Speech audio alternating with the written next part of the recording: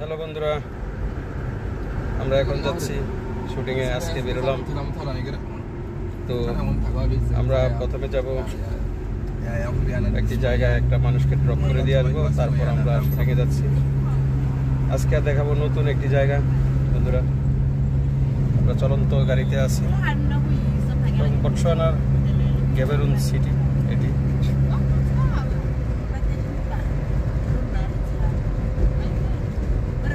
আমার সাথে আছে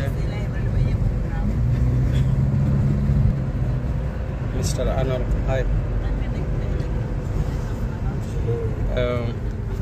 আমি আছি এবং পিছনে আছে আমার total shooting team. Why can't you tell me? I'm just doing something on my shoot. এখন ট্রাফিক সিগন্যালে পড়ছি।